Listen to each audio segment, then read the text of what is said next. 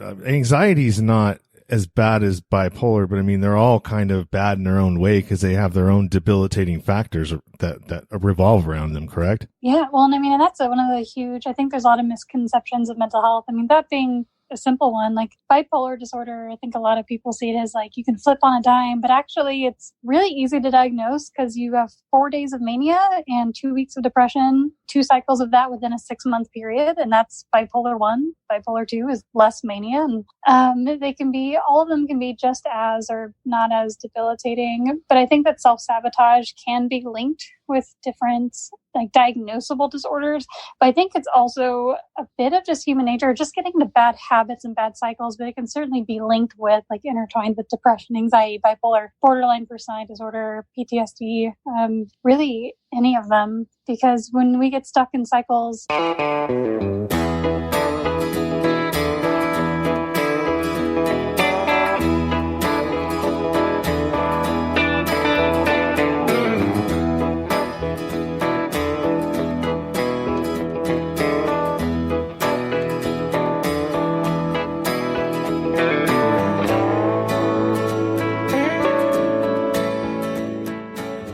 This is the Nowhere to Go But Up podcast. I'm your host, Sean Dustin.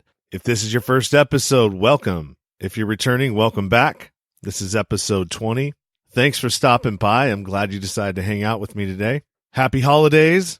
Christmas is right around the corner. It's December 18th. Probably the next time you'll hear from me is in the new year, unless I can squeeze out one more episode before the end of the year. I know I was shooting for 4, but life takes on a life of its own sometimes. Today's episode is going to be on self-sabotage, and I'll be talking to Corey Petersen, who is a licensed psychotherapist. But before we get to the episode, I want to, I did a couple polls, one on Instagram, and I did one on my Facebook group, Nowhere to Go But Up podcast group on Facebook. On the Instagram poll, I asked, have you ever experienced self-sabotage? And of the 16 people that viewed it, 5 said yes, 1 said no. On the Facebook poll, 7 people thought that their self-sabotaging behavior was a result of low self-esteem or lack of confidence. 1 thought it was a result of subconsciously punishing yourself for the past. 2 said all of the above, and 1 didn't know. So of 62 people that viewed these polls between the two, Instagram and Facebook, 15 said yes, 1 said no. So to accompany these polls, I'm going to read an article that I found while I was researching this topic. And it's from Poosh.com. And the article is titled, Why We Self-Sabotage by Dr. Judy Ho. Dr. Ho is a licensed clinical and forensic neuropsychologist. And she's pretty popular out there. She's done a lot of different podcasts. She's done a lot of news shows, radio shows. I mean, all you got to do is just Google her name, Dr. Judy Ho, and you'll see a plethora of different things that she's been involved in. Have you ever tried to reach a goal like losing weight, getting a new job, curbing overspending, or finding a satisfying relationship only to be disappointed when your efforts didn't bring you any closer to those dreams? Have you ever avoided getting close to people or wanted to connect with somebody so badly that your insecurity and neediness scared them off? Have you ever gotten into trouble for poor money management or found it hard to do what it takes to move your career to the next level? Have you ever stopped and thought, why did I do that? After you reached for the cookies instead of something healthy, or when a break from a work project turned into a binge-watching session that left you bleary-eyed and behind on deadlines? If any of this sounds familiar, you're stuck in a cycle of self-sabotage. Simply defined, self-sabotage shows up as thoughts and or behaviors that undermine our best interests and unconscious intentions. It's a phase many of us throw around in casual conversation and a phenomenon we easily identify in the lives of our friends and loved ones. Even so, many of us invite the harmful, inhibiting, defeating effects of self-sabotage in our own lives without even realizing it. Because self-sabotage often works behind the scenes, in the moment, we are oblivious to what we're doing and how we've gotten in our own way. And these self-defeating patterns tend to rear their ugly heads just when you're at your most stressed or feeling crappy or stretched too thin. Even the most successful people may engage in self-sabotage in one or more areas of their life. Maybe you have a rewarding career and solid marriage, but can't seem to keep an exercise routine. Or maybe you're a social butterfly and keep great company except when it comes to romantic partners. Over time, self-sabotage saps our motivation and drive. When we fail time and time again to achieve our goals, but can't identify why, we become frustrated, defeated, and stop trying. But there is a way out, and you can do something to stop these behaviors today. First, realize that self-sabotage is common. We all do it from time to time. And the impetus to self-sabotage is rooted in our biology, because as humans, we have to achieve rewards and avoid threat. When these two main drives are in balance, all is good. But sometimes, we start to prioritizing avoiding threat, not just physical, but in the present day, these threats are more psychological or emotional. For example, we might fear rejection from a loved one, being embarrassed during a public speaking, or failing at a new job. And this causes us to hit that self-sabotage trigger and do things that take us away from our goals. Second, understand what your particular brand of self-sabotage is. I've come up with an acronym, LIFE, to help identify these factors that impact you the most. L is for low or shaky self-esteem. I is for internalized beliefs from childhood. F is for fear of the unknown. And E is for excessive need for control. Some people find themselves in one of these factors, or a mixture of the four. Once you've identified your life factor or factors, it's time to pay attention to your thoughts. After all, behavior is preceded by a thought, even if you didn't notice that thought to begin with. So take stock in what you're thinking. When you are about to reach for that second serving of cake, stop and ask, what was I thinking just before this? Knowing your thoughts that drive you to self-sabotage will lead to the next step, which is to replace the unhelpful behavior with a more productive one. Once you know what kind of thoughts that trigger you to do self-sabotaging behaviors, you can try and change that thought to a more helpful one.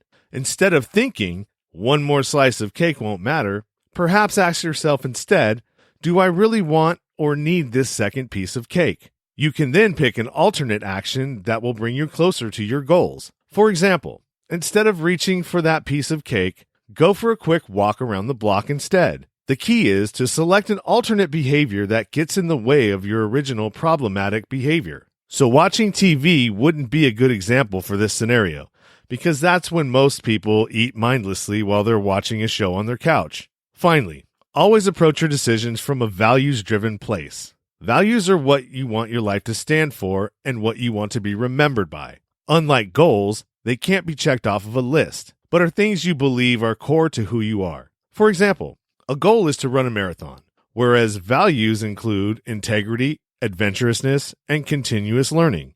So, when in doubt, when you recognize that a potential self-sabotaging act is lurking, ask yourself, would this action honor my values? If not, don't proceed and choose another action instead that is consistent with who you want to be and how you want to be remembered. I hope that this was helpful for you. It was helpful for me. And hopefully this intro wasn't too long and you haven't been bored and tuned out yet. I just wanted to try to do a little bit something different to test out and see how it worked. So without further ado, let's get to the episode and let's start talking with Corey.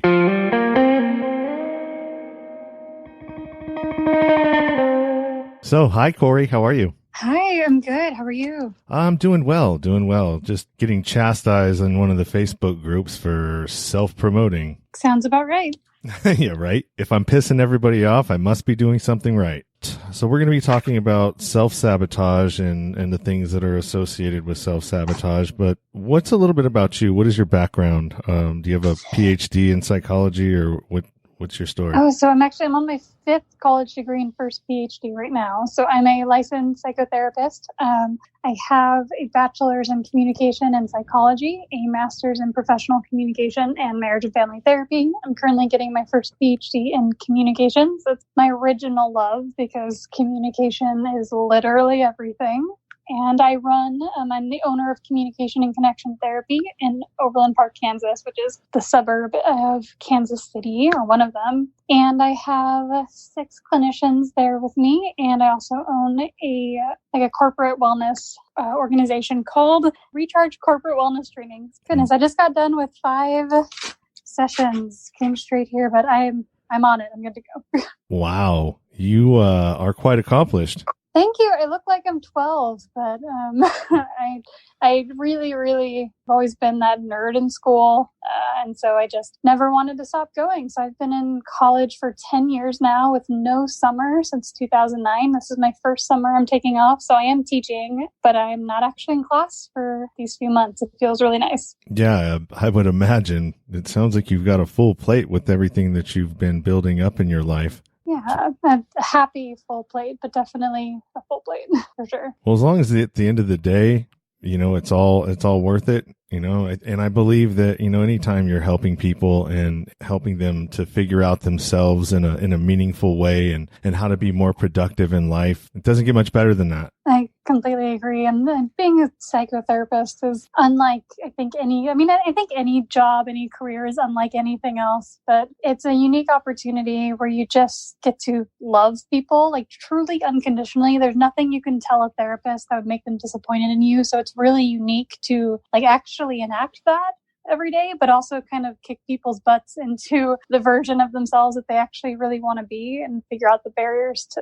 what that is. So do you feel that when people get in these loops, because I've never really experienced any kind of depression, like, any disorder. I don't think so. I mean, I don't know. I'm not really certain, but usually when I do get into a low point, I have sort of a routine that I always follow that helps me to get out of it. How is that different for people that are struggling with anxiety? What's the other one where you have the manic depressive? Is that bipolar? Yeah, bipolar disorder. I mean, these are all really anxiety is not as bad as bipolar, but I mean, they're all kind of bad in their own way because they have their own debilitating factors that revolve around them, correct? Yeah, well, and I mean, and that's one of the huge, I think there's a lot of misconceptions of mental health. I mean, that being a simple one, like bipolar disorder, I think a lot of people see it as like you can flip on a dime, but actually it's really easy to diagnose because you have 4 days of mania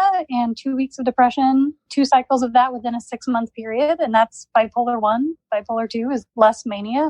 And they can be, all of them can be just as or not as debilitating. But I think that self-sabotage can be linked with different like diagnosable disorders. But I think it's also a bit of just human nature, just getting into bad habits and bad cycles, but it can certainly be linked with like intertwined with depression, anxiety, bipolar, borderline personality disorder, PTSD, really any of them. Because when we get stuck in cycles, and no matter what, I mean, if it doesn't feel autonomous, like we don't feel like we choose to do something that's going to hurt us. Like nobody wakes up and is like, I'm just not going to accomplish any of my goals today. It's sort of that you choose to be happy, but I've never met someone who woke up not wanting to be happy. Does that make sense? Yeah, no, absolutely. I mean, I struggle with self-sabotage just, just because I'm an addict. I grew up in an abusive household. I was dysfunctional. It's weird because I would be going, and it would usually be when I got clear of all of the problems that I thought, and I'm on the road back to building myself back up. And then all of a sudden, it's almost as if like the chaos is comforting. And when that chaos in my life wasn't there, like my mind would trick itself into finding a way to trigger that, something that I don't do, whether it's not showing up for work, whether it's, doing drugs, whether it's what you name it, whatever it is, it would trigger me back into a situation where it's all chaos again. And that makes so much sense. I mean, there's a great University of Indiana study where they showed or found that self-sabotage happens at peak cognitive time. So when we are starting to do really well, that is exactly when we do. It takes a lot of mental energy to figure out ways to fail. And Virginia Satir, who's one of the creators of experiential therapy, she said that the greatest misconception is that humans' greatest instinct is for survival, when in fact our greatest instinct is to experience the familiar and re-experience what we know we can survive. So if I'm like a shopaholic, right? If I cope by shopping and I get into more and more debt, I know how to survive debt. So I'm going to keep shopping because that is a control I have. I know how to survive that thing. That is my familiar. And so it's the devil you know versus the devil you don't. Oh, that makes so much sense. Because I even experience, I mean, even though I'm not, actively, using, my drugs of choice and doing the things that, used to get me in trouble. And I do still experience times, even without all that, where I feel that coming on, and I notice it now. So, I mean, I know exactly what I need to do to either veer it off or receive it and turn it around into something else. Well, the awareness is really the biggest thing, like knowing when you're doing it, figuring out why you're doing it, and changing the cycle. So it sounds like that's where you're at. But isn't that true for everything? I mean, it's almost like awareness is the first step. Yeah, definitely. Yeah, but I mean, it's almost like for myself, I have so many different things that I have to implement that tricks my brain into not going to certain places, not doing this, not doing that. Okay, well, if I'm in this sort of a mind frame, then it's probably not the best idea for me to head out to the bar, even though I don't really drink. But you never know, because once you get to a bar and you stay there late enough, a lot of bad things start happening when the bars close. Inhibitions are down. Somebody may say, hey, you want to go do a line? Oh, sure, that sounds like a great idea. And then boom, you're right back into the cycle. Yeah, it sounds like, knowing yourself as well as your demons do, right? Yeah, absolutely. So what are some other things that you deal with in your profession and with self-sabotage and how to kind of get through that? Because I know how to do it for myself, but for my audience, from a professional's perspective, what's your take and what are your tricks to getting through these? Okay, so I heard a few questions in there. So first, where I see this with clients, everywhere. Relationships, huge, like self-sabotaging relationships. Procrastination is probably the most common. Like procrastination is almost like this weird form of like self-harm in a way. Negative self-talk, substance misuse, especially when people prepare for the worst. Like they think they're doing a good thing for themselves by constantly going over what could go wrong, but really they're manifesting the thing that'll go wrong. When people are testing other people, and just bad habits, like bad sleep hygienes. Like people are like, I know I should go to bed at bedtime, or bad habits of I know I shouldn't play video games. Like no one's ever been on their deathbed being like, I wish I was on social media more, right? I think that self-sabotage is really just like coping skills that don't work very well, right? It's very much like instant gratification kind of thing. And as to why people self-sabotage, so it depends on the person. Definitely like a need for control of some sort. Like if they are the ones that made something go wrong, like they had the control over it.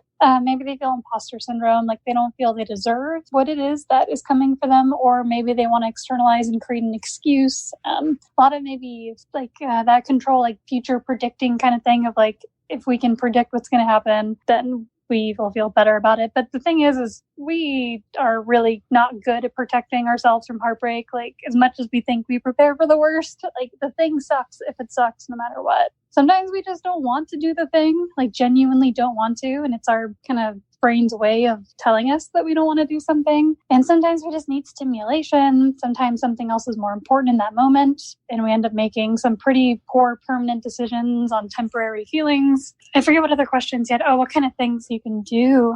There's a lot of like kind of quick solution things like short productivity spurts. So only planning to do things in 20-minute intervals and creating boundaries around distractions. Our brain is good for like scrolling on social media for 20 minutes. And then after that, it's just downhill. Like we're going to lose all motivation. With clients, sometimes we'll have to switch from motivation to discipline, because motivation is very dependent on how you're feeling, but discipline does not care. Like it's going to do the thing anyways. And so making a mental shift or changing your environment, like if you know you're not going to do anything in your living room on that thesis that's due, then you get out of the living room and you go to a location with less distractions. But a lot of it usually tends to do with some sort of self-worth, feeling that they deserve something, fear of failure, or even fear of success. Like if they get this thing, like that might have a lot of responsibility, a lot more like work associated than they planned for. And it's also getting people to just start, because change seems really hard when you feel like you're starting from the bottom, but you're always starting from the middle. Like it's always starting from the middle, and you're never actually starting from nothing. And so sometimes just beginning is enough. So it kind of depends on if people are working on attachment issues, like if it's relationship or if it's just bad habits. I always, of course, would recommend see a therapist and figure out if it's a deeper issue, but maybe it could just be like, I don't want to do that thing. Who knows? Yeah, that's for sure. I know for myself, I procrastinate all the time, and like I wait till the very last minute to do things. And my justification is, oh, I work better under pressure. I work better under pressure. Well, that may be, but I mean, you're also stressing yourself out when you're under that pressure, which, could cause adverse effects in other areas of my life, because things tend to, just because you think you may have control of something, if you don't really have an understanding of what you think you're controlling, things will manifest themselves in different areas of your life, no matter what. Do you find that to be true? I mean, I agree. Like, I call it leaking. Like, you will leak elsewhere. It'll come out. Yeah. When I stopped doing drugs, I never really got control or learned about my anger. And so just because I was, not using or doing the things that were harmful to me, I wasn't dealing with the things that were actually making me angry, the core the core problems that caused all of that. And when I played softball, or adult slow pitch softball, and there would just be times when I would just snap, bam, there goes the rage monkey, and trying to fight everybody and wanting to beat up people, and for something stupid. And then when I would look back on it, I'd just be so embarrassed and be like, God, dude, you just acted like a fool in front of like 30 people. I mean, I mean, it's so hard to look past. Like I say to my clients, I say, like, every time you make a decision, you make it for two people. So one, you make it for yourself, but two, you make it for your future self. And your future self is the one that looks back and is proud of you or like really disappointed. So you have to like make decisions for future self, because that's the one that exists later. Like, for you right now is going to be done. Like, it's over. So thinking about, like, in 2 hours, what do I want to say I did with my time, like in a day, in a week, in a year? Like, if people are thinking about going back to school, it's like, well, you can be 40 with a bachelor's or 40 without one. Like, those 4 years are happening either way. Like, you can't stop it. I mean, this tragedy happens. So that's that permanent decisions on temporary feeling stuff. Because in the moment, we always feel justified because it always makes sense to us. Sometimes having to look forward, that's easier said than done. Yeah, that's a great way to look at it. Thanks. Yeah, the brain is a tricky thing, man. It's so tricky. I feel like being a human is not so easy, and we don't really come with directions. And I feel like a lot of people, not just myself, but I think that there's quite a few people out there that struggle with all of these types of things. Some less than others and some more than others. What do you think is the factor that's contributing to all of this? To self-sabotage, or just mental health in general. Why is it so much more prevalent now than it was 30 years ago? Like, I don't really even remember when I'm 45, so I'd be 15. I don't really remember mental health being such an issue, like with the suicide rates, and why are I know social media plays a part in it, but is it completely responsible, or is there other factors? No, I think that, so one, I think mental illness has always been a thing. Just the stigma was so high, the resources were so low, people didn't talk about it. And now there's just a stage for people to talk about through social media, celebrities. When I saw Imagine Dragons, the lead singer stopped in the middle and he's like, I have a therapist, I have depression, go see someone. So I think we have way more awareness than we ever have before. And then when it comes to what is the root cause of mental illness, so it completely is dependent on who you ask, because it's all theoretical. So, we understand very little of the brain, of the mind. Like, the brain is, an organ, right? It's the organ of perception. And so we know that psychology is a part of it, but then our brain is also an organ. So we know biology is a part of it. And we know that we're situated in a culture. So we know sociology is part of it. And so there are studies that show that up to 40%, sometimes more, different disorders can run in families, and especially alcoholism and things like that. You can be more susceptible to different types of illnesses when it comes to suicide.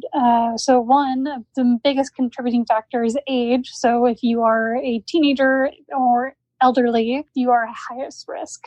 So in the teenage, talking about the brain, some of the last things to develop is impulse control and understanding consequences to your actions. So again, permanent decisions on temporary feelings is teenagers all the way. I once watched a video of two guys high-fiving each other at 40 miles an hour going opposite sides of the road and broke their wrists instantly. Thought it was a great idea, and it definitely wasn't. I do think that social media is probably, we know that's one of the biggest changes that we've had. And so it makes sense to attribute the suicide rate increase to that. We also have a lot of more divisive language than we're used to in our culture. And with social media, we have access to harmful, divisive, and toxic language, ideas.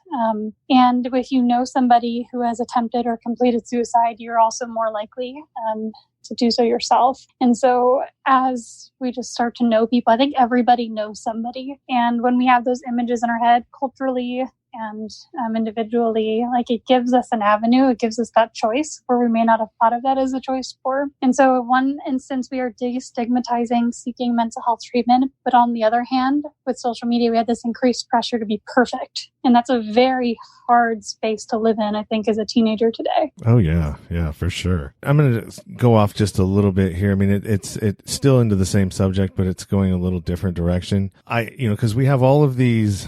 So when you think about terrorism and you think of all these suicide bombers and everything that's associated with terrorism, the one thing that never comes up is mental illness. I mean, you've got to be somewhat crazy to do some of the things that these people are doing, but yet they never talk about any of these people having a background in mental illness or, being crazy in some way that's been documented. Yeah, well, I mean, you are 8 to 10 times more likely to be a victim of a violent crime with a mental illness than a perpetrator, especially mental illness, especially crimes with like gun violence and things. So hatred and illness are not the same thing. And I think that is, I do think, or I do know, so I study stigma in public as well as in family for mental illness. And usually mental illness in the media is only mentioned if something bad happens. And so it'll just be usually in commentary, but that's when people tend to mention a mental illness, which raises the stigma. But learning to hate a group of people is not the same as experiencing a mental illness. So it might be ill in the sense of it's certainly not a healthy belief system. It is not kind. It is not fair. It is not productive. And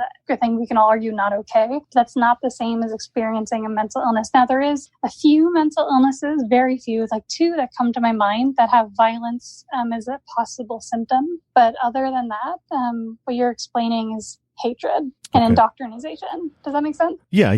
It does. I just picked up on that. Somebody had asked that question and it was, nobody had an answer for it. And it's so hard because it genuinely feels ill. Like to think that someone would choose to hurt someone else, like to be taught to hurt someone else and then act on it. There's nothing that feels mentally healthy about it. Yeah, that makes a lot of sense. I had a guest on that borderline a couple of things and had anxiety and all of this, and she described it as a soulful ache. Mm. It's like this. I mean, it's hard to describe, but I mean that actually, I mean, I can picture that and I can see what that could possibly feel like. And that's a great visual, like great metaphor. That makes a lot of sense. Yeah, and it. Like a lot of other times, I just, when people would say something, it just sort of goes over your head, you know what I mean? Because it doesn't capture what that person is actually feeling, or actually the person that's being told that can't really can't grasp an idea if you haven't really experienced it yourself. But that one, I was just like, oh,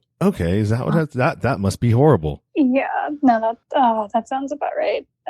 I mean, even because I sit with people, like sometimes 7 hours plus a day. And even I have barriers. Like there's just certain things I haven't experienced. Like when a vet's telling me, like opening up for the first time about their deployment and talking about heads exploding and stuff, like there's only so much I can understand in that. And as they're explaining what that feels like to affect them now and how they like go back to that and their PTSD. And it's like, you just really never know what it's like. Yeah. My roommate was a vet from, I think he was in Afghanistan, and he told me a story once about going through, and he was an EOD tech, so an explosive person. So they'd go out and find landmines and do all that other stuff. And they were on a convoy and they were going through a certain area and it hit an IUD and blew up underneath him. And, he was telling me about this, and I'm not going to get into detail about it, but I mean, I've been to prison and I experienced PTSD from all the violence that I had to endure in there and inflict on people myself. I was like, dude, what I thought I went through has nothing compared to what you just explained to me because I couldn't imagine in my wildest dreams or nightmares any like experiencing that for real. It was crazy. I mean, it's like tears started coming down my, you know what I mean? Just from picturing this. And I was just like, man, why do we do this to each other? Yeah, that's the question of, I'd say the decade, but the lifetime, the existence is, why do we do this to each other? Yeah. It's sad. I mean, I'm the more that I'm getting involved in this podcast, and the more that I'm, you know, being brought into other podcasts and listening to certain things, I'm starting to get my reach out into the world a little further, into other areas. The war and everything else that we bring to other places across the world is just crazy. And man, it's like so much bigger than us, but it's a thing that's causing a lot of problems all over the place, you know, and you know, cause war, you got, you know, rape and violence and all the nasty, horrible things that go along with that. You know, as a society, how do we deal with that, and how do we make it better? Yeah, is that, cause I don't know, I guess if you want to explain to me and share with me, I guess why you started this podcast and what your goals are with it and what your mission is. So I started this because I spent, you know, time in prison, and I was a drug addict, and I did all kinds of bad stuff. I was raised in a violent atmosphere. Well, I mean, verbally abusive. And I mean, I don't know to the extent of what the physical, you know, abuse, because I don't remember any of it. And I was told that I was always dragged off and sang to in a closet whenever the fighting would start. So, and then I didn't have any discipline growing up. I was a latchkey kid, so I never, you know, had that discipline thing or accountability, you know, so I was basically left to do whatever I wanted, whenever I wanted. So, you know, authority was always, you know, never in my peripherals. I grew up and just did a lot of bad stuff. And the way that I treated women, you know, I was never physically abusive, but I mean, I was verbally as well, and bullying tactics and all of that you do to try to get your way. And so at some point, I think about 2010, is when I really started to make a change, and I started seeing that, you know, the way I was doing things just wasn't working. I mean, I went 15 to 18 years, on this course, and all I had in my wake was just, you know, tragic. The only way I could explain it is if like a Tasmanian devil going through, you know, as soon as I would go enter anybody's life, it'd be like a Tasmanian devil, and then boom, I'm gone. And then you just see the remnants of the destruction in my path. And so at some point I just got tired of living that way, and, you know, just being that kind of person. You know, nobody could count on me. I was always unreliable. You know, I just didn't have any respect for myself or anybody else. And I just slowly started to change it. And by 2015, I mean, I had pretty much switched it all around and started doing, you know, my risk versus reward factor started going in the opposite direction. So before, I would do all these things like self-sabotage or, you know, just do things to make myself feel bad. And then therefore that future thing that you're talking about, your future self, I already know how I'm going to make my future self feel bad enough to want to go and use. I'll just go and do something bad that makes me feel bad about myself. Therefore, when I think about it later on, I'm like, oh, well, I might as well. I'm a piece of shit anyways. Mm-hmm. So the risk versus reward factor was, you know,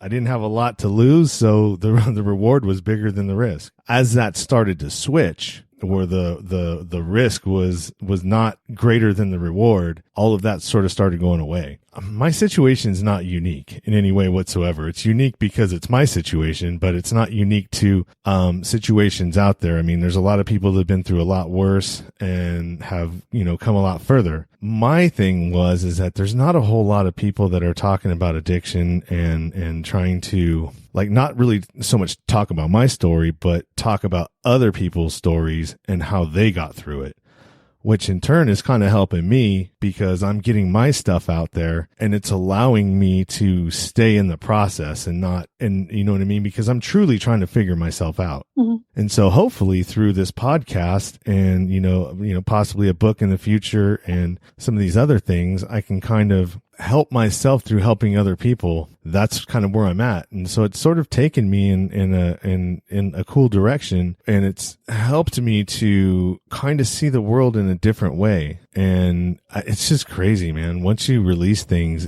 like how quickly you feel the weight lifted. And nobody really can understand that unless they do it themselves. I mean, I can explain it all day long that this is the most amazing feeling in the world. I just dumped off a bunch of stuff to, 150 people and I feel great, but nobody would understand that unless you've actually done it yourself. Yeah, I mean, what a unique experience. Like, that just sounds, I know you say your story is not unique, but, people say hurt people, but then the opposite must be true, right? Healed people heal people. And it sounds like you're doing like a lot of good, like through your own healing, you might be healing others, and that's pretty cool. Yeah, and then the flip side of that as well is I'm really interested in masculinity and how it's, I don't know, there's like how I grew up, thinking, what the definition of being a man and being a masculine man is. And it's wrong. It was not a good example of what that is, so now I'm kind of on a mission as well as to educating other men by admitting my own, hey, look, dude, I've been mean to women before. I've done these things, and I'm sure I'm not alone, because that's the playbook for a lot of guys. I mean, you hear it all the time, and trying to turn that around and make it so it's like, hey, that's not okay. And you should be embarrassed if that's how you're treating people. Because as a woman, thank you. Because I feel like so much, I have no idea what it's like to grow up as a man. But when other men speak about growing up as a man and what they were taught as masculine, it essentially has always been the opposite of feminine, the opposite of a woman. Like, be as different than a traditional woman as possible. When humans are humans, we're so much more similar than different. Study after study will show that. And I do think a lot comes down to hurt people. And there's lots of terms like toxic masculinity, and that just, I think, really speak to what I imagine as a pressure of growing up as a boy, as a teen, as a man in this country, to kind of look like or act like a very specific way and not show even more of yourself to the world. And I got a lot more freedom growing up as a woman, of being able to be myself, I guess. And so we definitely need more men that are willing to speak to men and let them know they don't have to be any certain way. Yeah, I mean, it's crazy. When I started, I had an interview with a woman from India not too long ago, and she, was a domestic violence survivor, and she had no prior knowledge of any of this, because I touch on it a little bit in like my first episode, but I didn't really start coming out fully about it until, I don't know, I would say, I think it was her, and through hearing her story, I just felt compelled to express, my story and where I came from. And, even though we were both on, I was on the end, almost like, her abuser. And I hate to use that word, but I guess it is what it is. I don't know, maybe I feel like when you say abuser, it's just so embarrassing when you think about it, because it's a horrible way to be to another human being. Yeah. So I don't know. That's what my mission is. And, if I have to take a little bit of embarrassment for, how I acted, then, I guess that's a small price to pay, considering the what I put 5 other people through. Of course. Embarrassment for the past is worth pride for today, right? I imagine it sucks looking back, but being able to be liberated through sharing it now and being firm that you're not the same person you were back then. You're probably not the same person you were a year ago or 6 months ago or even like a month ago. And that's pretty cool. Now, what do you think it is that causes some people like myself, who are very like self reflective, like I'm constantly thinking about things that I do, and like when I make a bad decision or I do something, because I'm human, I still make mistakes, and I feel bad about it, and then immediately I'll apologize and try not to do it again. What do you think that is? That how some people are like that, and how some people are just like oblivious to the shitty things that they do? Oh, it totally depends on the person.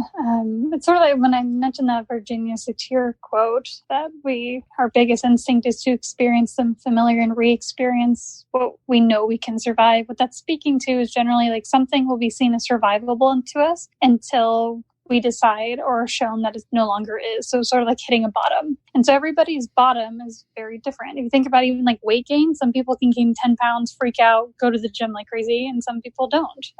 They can gain much more. Maybe they feel healthy. Maybe they feel fine until, one day maybe it's not as survivable. And some people can go their whole life. The weight gain is not an issue for them, even if the world is telling them that it is. And so it could be dependent on if you have a support system, depending on what kind of anxiety or shame that you feel about yourself. Do you feel you're deserving of change? Like, are you in a rut where you feel like, well, you deserve this life because you've earned this life? So kind of like that self-sabotage stuff of like, well, I've already like screwed up, so why try kind of thing. And I mean, everybody is different. We all show up on this earth with little personality things that are different. So if you even look at who you were as a kid, like most of you is going to change, but there's some personality things that might have just stayed. And so I think that might be a contributor to why our bottoms are just different. And some people also feel comfortable reaching out for help where others do not. Oh gosh, it probably depends on the situation, but I think there's lots of reasons. And I think one of the biggest one is just our instinct to stick with the familiar and to re-experience what we know we can survive. And until something clicks and we decide it's no longer survivable, you really have no reason to change. Like if you are an abusive father or husband, but you really don't believe your family would ever leave you, why would you change? You still have the power in the household. You're probably getting your way. Like you really don't have a reason to change unless you experience threat or maybe like a, come to Jesus moment or whatever it is.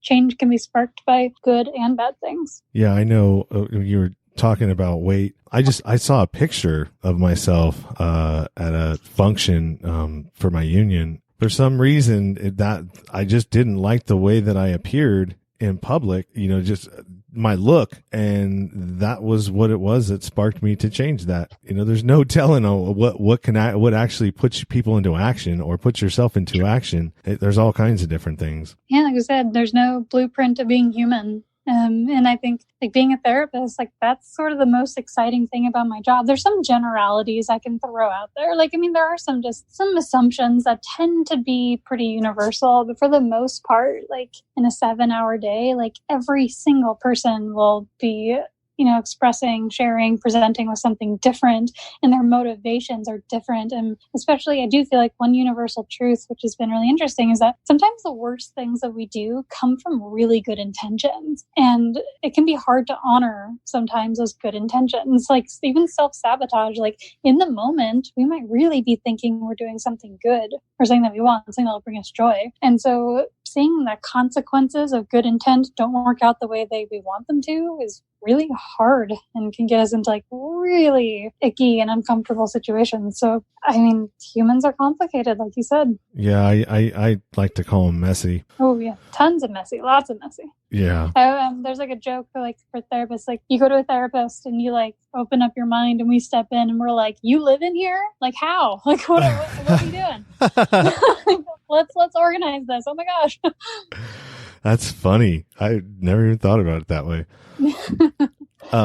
So here's another question I have. So I have a 2-year-old daughter, or almost 2-year-old daughter, and she does, like, as I'm watching her grow and her personality unfold and this amazing experience that I'm having, watching her grow, I'm noticing that she does things that I do that I haven't even done in front of her. Like she'll have these little mannerisms and things that like almost as if they've like genetically transferred to her, like through a genetic memory or something. Now, is that possible for abusive behavior to be a genetic memory? Because like if I don't remember seeing any of this, could it possibly be? Because I mean, a lot of what we are is from what we've seen, right? So let's just say my dad's dad may have been abusive. I don't know if he was or not. I'm just, this is just a guess or an analogy, so to say. If that's what was witnessed there, then that just keeps going. And then you just pass that on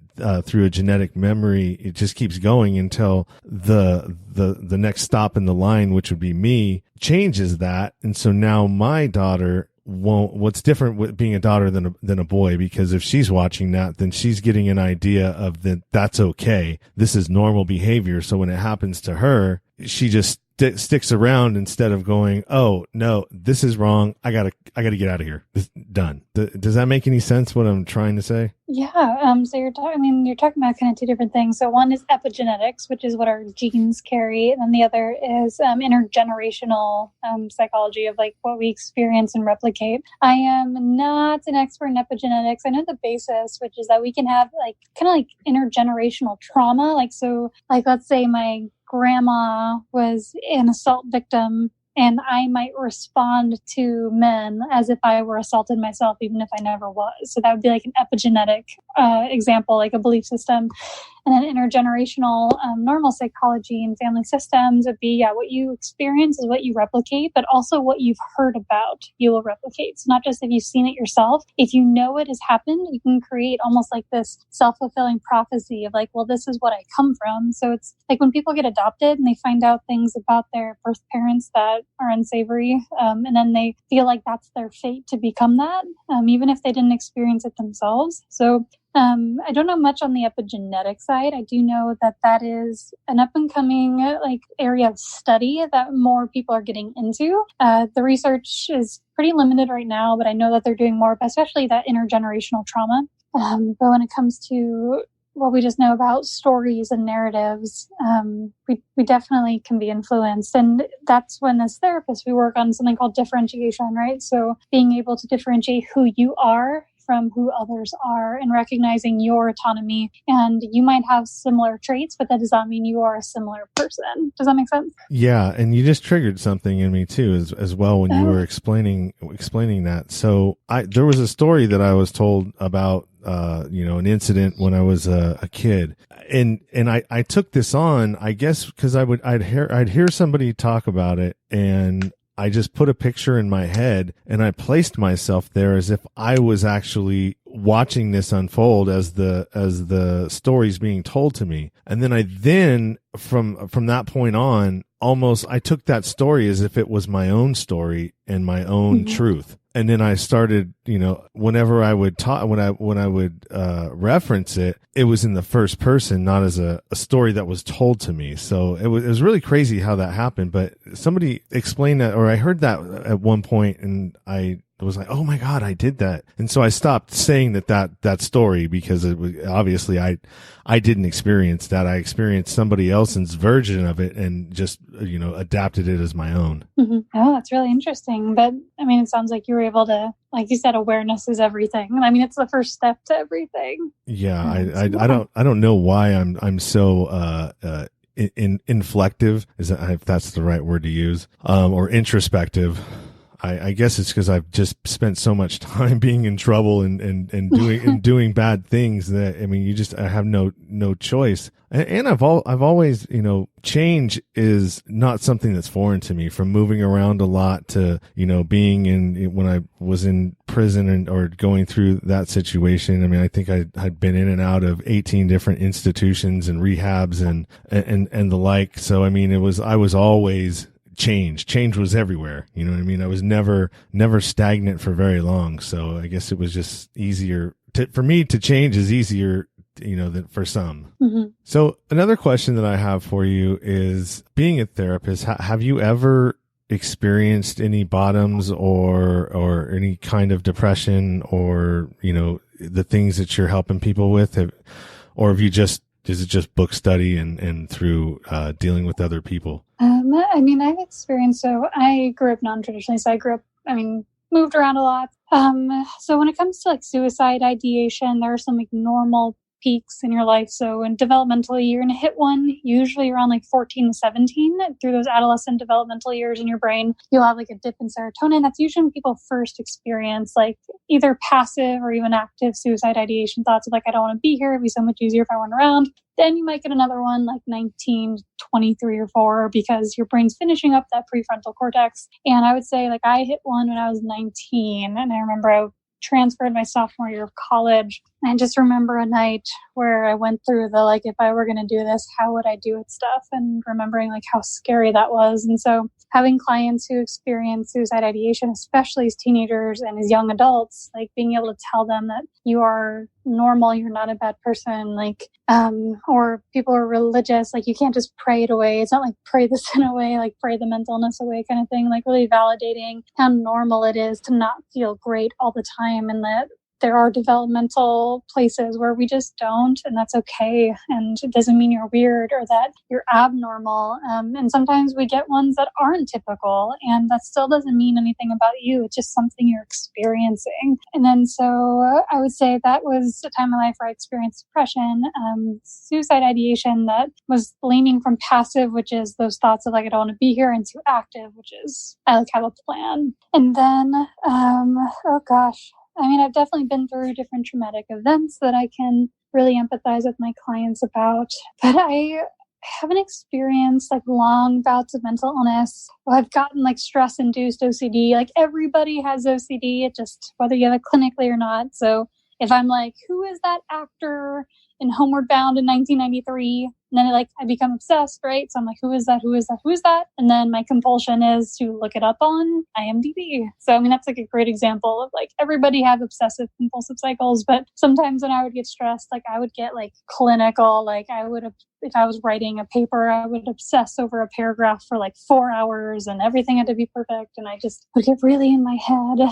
And I had a near-death experience 2 Marches ago, 3 years ago, 3 Marches ago, where I was almost murdered by a man on a train platform in Baltimore. And I had PTSD. Well, I guess it was acute stress disorder because it was just PTSD is like after 3 months. So I was like in the 3 months, but I definitely had acute panic disorder, which is PTSD short term, and was afraid to leave my house. Like it was absolutely terrifying. I had a lot of anxiety and I'd go out to the movies and I'd be looking around. And so being able to work through some of those has been really beneficial. But the truth is, most of the time people come into things that we just never experienced or never heard of. Like I love, especially when I do like something that people find embarrassing, like sex therapy or something. I'm like, can you imagine the things I've heard? Like you're probably not as weird as you think you are. Or when they have like automatic thoughts and being able to validate, like one of those common like OCD thoughts, like you're driving and you're like, what if I just turn my wheel? This would all be over.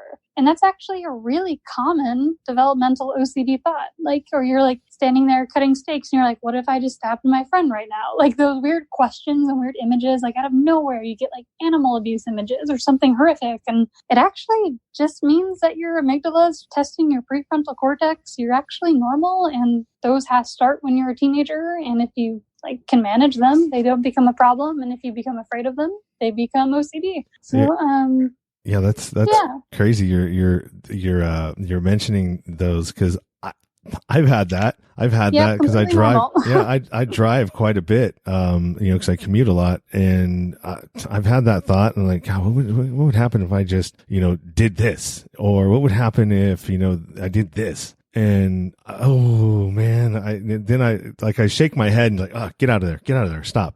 Yeah, and people become afraid like they were thinking that, but no, those are automatic thoughts. I think of them as like radio waves have always been here. We just, as a society, culture figured out not that long ago how to use them, right? For radios and cell phones, all these things. So automatic thoughts, you can think that they've always been out there. They just come into your head every now and then. You just got to change the station because they're all pretty similar. It's really funny that we all can have the same ones. And so it's when people become afraid of those thoughts and they're afraid they'll act on them, or they're afraid that they're the ones like coming up with them, then that's when it becomes an issue. That's when you start getting generalized anxiety or OCD, things like that. All right, cool. Well, this is a little bit of a change. I mean, it's still along the same lines, but I can't let you go without asking this question. Okay. Hallucinogenics in a therapeutic setting. What are your thoughts? Are you for it or against it? I know more about microdosing and the benefits of that. And I only know that because of one documentary I've watched and a few clients kind of teaching me about it. So my opinions are super uneducated, to be honest. I don't know much. Again, I've only really read about the benefits of microdosing. I'm a big fan of destigmatizing medication. Like if people aren't like weird that you're dependent on heart medication to make your heart pumping, then like they shouldn't be upset that you're on medication for your bipolar disorder. You know what I mean? There shouldn't be some weird dynamics there. And I'm trying to think what I know about. Would you prefer, I don't know if you want to answer this question or not, but, and you cannot answer it if you don't want to. Okay. So SSRIs versus natural stuff like microdosing, marijuana, mushrooms. Which one do you think? So that question. SSRIs. So if you were to say benzos, I would be a little more iffy because they kind of suppress your amygdala, and it's very hard to do anxiety work when your amygdala is suppressed. So benzos are great short term. SSRIs don't really have a lot of long term bad side effects. It's just you can't go off of them all willy-nilly or you'll want to die. So you have to taper down responsibly. I think there are responsible ways to what I understand. I have a lot of clients who use marijuana. It's just making sure you, with any substance, you don't become too dependent. And I think it's that health within moderation. I know that that's controversial. I know there's a lot of ideas on pure abstinence on those things. But I know a lot of recreational users that but again, I'm not educated enough. I know research coming out now about long-term usage of cannabis is shown to be harmful, especially on your memory and things like that. But I don't know enough, to be honest. I'd have to, and I know there's different strands, and this is coming from someone who's never tried marijuana. I'm the only person I think that I know. I just grew up super nerdy in high school. All my friends smoked weed in my basement every weekend, and I never actually tried it. But so yeah, someone else who's more educated on that might be more helpful. Fair enough. Yeah. Two more questions, and we'll be done. One is, what book would you recommend to anybody out there that's, maybe doesn't realize that they may have a problem, or they kind of think that they might, or, if they're just figuring out that they may have some mental illness issues or anxiety or anything like that, what book would you recommend for somebody to read? I recommend, sort of long book, but it's amazing, called The Body Keeps the Score by Bessel van der Kolk. It's actually about somatic memory, trauma, and the body and the brain, and what we do with that, but not just trauma. I mean, I don't know if it's mentioned in this book, but literally everything we experience first goes through our thalamus, which is our memory center of the brain. So when you think about triggers, sometimes people hear a song and they'll start to panic and they have no idea why. So everything we experience first goes through our thalamus. We eat, drink, hear, whatever it is. So we create these memories and these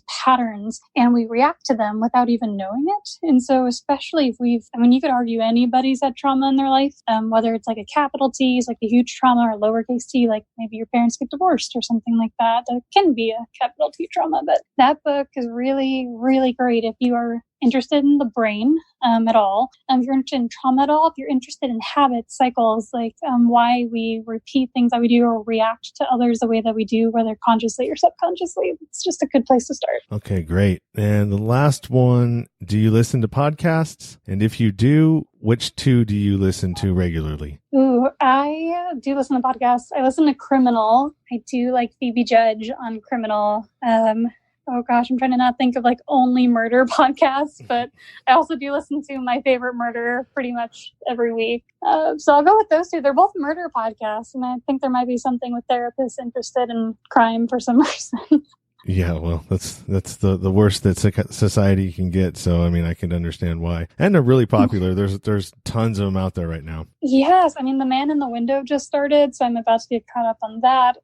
When they did the Dirty John, it's sort of similar to that, where it's a series, but yeah. All right. Well, we're at an hour. So the last thing is, do you want to plug anything? Your social media, your websites, anything that you want people to seek you out if they have any questions or if they need any help. And if you don't want to, that's fine too. Oh yeah. Well, I'm in Kansas City area. So if anyone has any local questions, you can see me on my website, communicationandconnection.com, because I own Communication and Connection Therapy. And other than that, I pretty much I have a Facebook. I post about cats once a month. That's about it.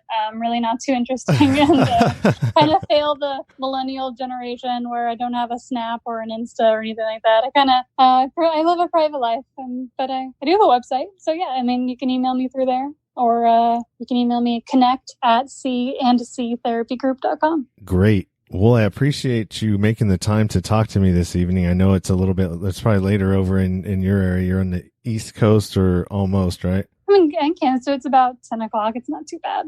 All right. I'm a night person.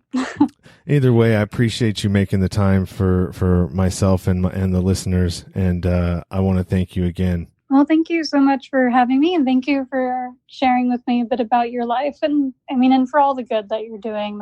I know it may not be like the biggest thing, but it is a big thing. And as you are working through your own self-sabotage, like, I'm a big believer that we break self-sabotage if you practice self-forgiveness. And I hope that that's a journey you never end as well, because it sounds like you're doing a lot of really great things and deserve to be really proud of yourself. Thank you, Corey. I really appreciate it. That means a lot. And would you be willing, if from time to time people are really seem to be interested in the mental illness part, bipolar, anything that has to do with mental illness, I get a lot of downloads from. So maybe hitting you up again at some point for a different topic. That would be great. And if you ever want to even just talk more self-sabotage, I've got, I'm sure, just tons of weird information in my head that I would be so happy to share. And I'd be happy to come back. You've been fantastic to talk to. Thank you, Corey. I appreciate it. That's awesome.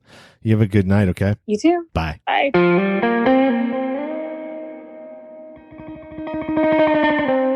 Thank you for listening to the show, and thank you to Corey. Great conversation. You had a lot of good information out there for me and for our listeners. And as always, if you want to connect with Corey, you can find all of her places in the show notes, as well as the book recommendation and her podcast recommendations. And if you want to connect with me, you can reach out to me at Nowhere to Go But Up Now on Instagram. Go to my bio, follow my link tree. All my places are right in that link tree. Or you can email me at nowheretogobutupnow@gmail.com. Don't be afraid to reach out. I'm always looking for interesting stories, ideas, show ideas, anything that you have to contribute or that you want to say to me. You can reach me at those places. You can also find me on my Facebook podcast group, which is Nowhere to Go But Up Podcast on Facebook. Episode 21 will be with a domestic violence survivor from India. Her name is Ruchi Singh, and she is the creator of Ruchi Singh Talks on YouTube. And just a quick wrap on self-sabotage. For myself, the key to not continuing these self-defeating behaviors is recognizing and being aware of the triggers and the things that are happening in my life and around the time when normally these defeating behaviors start to pop up, and to be able to veer them off before they create any kind of real and lasting damage. It's not always easy, especially when you're first trying to notice these behaviors. Just like in the article, if you're trying to lose weight, like let's just say, for instance, if you go for a donut and you try to justify in your head, oh, one won't matter. I deserve it. I earned this. I've been doing good all week. And you're trying to rationalize or justify or reason with yourself why you should have that donut. Stop, think about what's going on, and then figure out something else to do instead. Like, God, I want to have that donut. Well, how about we go get a bottle of water instead? Whatever it is for you, carry nuts or something, other healthy snack around to curb you, or to break that thought process. As soon as you think about it, oh, I have X, Y, or Z in my bag, I'll eat that instead. You got to figure out what it is and what thought and what behavior that you're struggling with, and then how to redirect that energy, redirect that thought, stop that thought, redirect it to a more healthier option. Jesus, why was that so hard to say? Anyways, I hope you have a good holiday, a safe holiday with your family, your friends, wherever it is that you choose to spend Christmas and the New Year. Until next time, keep it 100, stay true to yourself. Everything else is just noise.